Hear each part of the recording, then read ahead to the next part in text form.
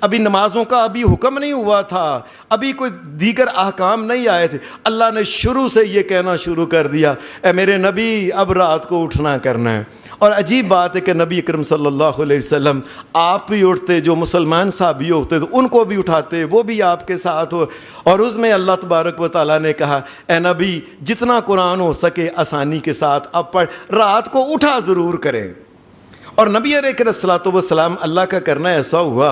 کہ آپ جس وقت آپ مکہ کا چھوڑ کے مدینے آنے لگے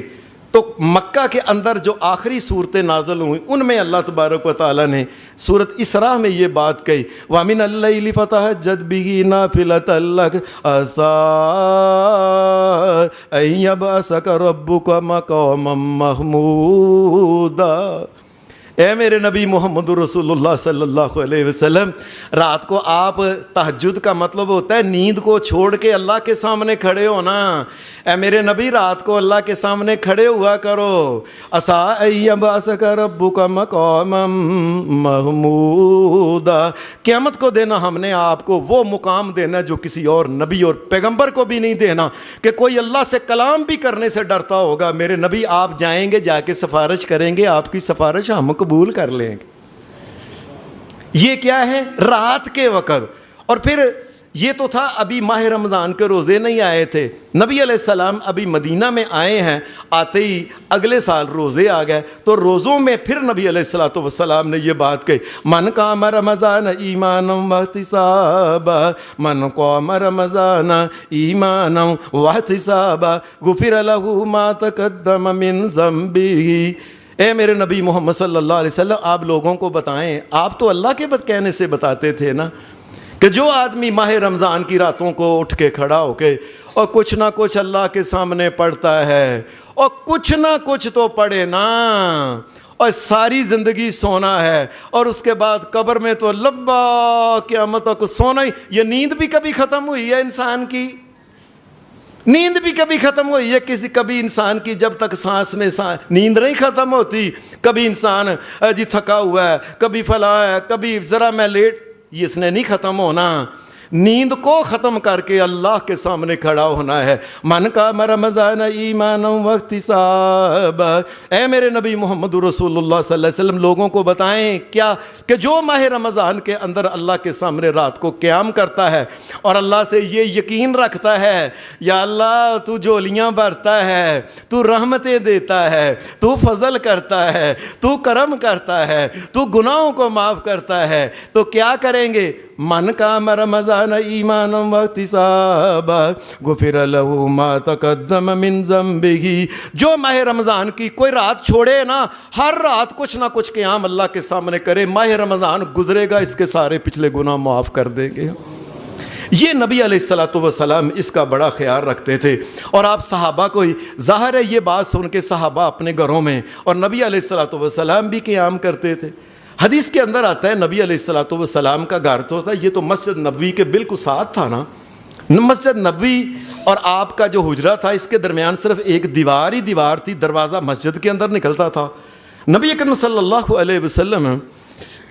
آپ کو صحابی نے ایک دن، صحابی کہتا ہے کہ عشاء کی نماز کے بعد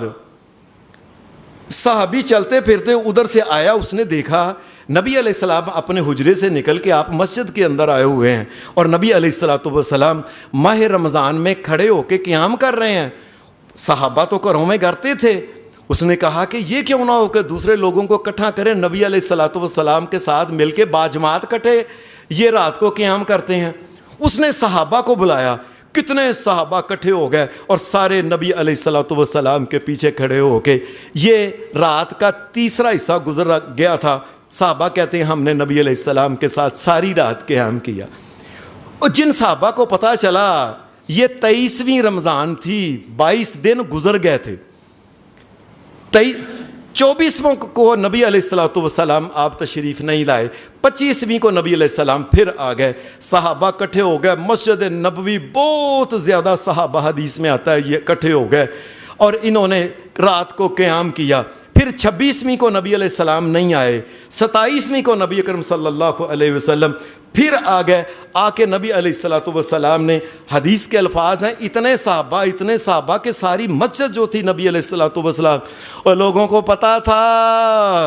اور یہ راتیں آئیں گی، محمد الرسول اللہ نے کب آنا ہے دنیا میں دوبارہ، اور کس کی قسمت میں محمد الرسول اللہ کے پیچھے کھڑے ہو کے نماز پڑھنا، یہ کہاں سے ملے گا؟ سارے صحابہ ہم ہما کے مسجد کے اندر آ گئے، ساری کی ساری مسجد مدینے کے جتنے سارے مسجد کے اندر نبی علیہ السلام نے سب کو باجماعت طریقے سے رات کو قیام اللیل کرایا، اور حدیث کے الفاظ ہیں دعا اہلہ ونساءہ،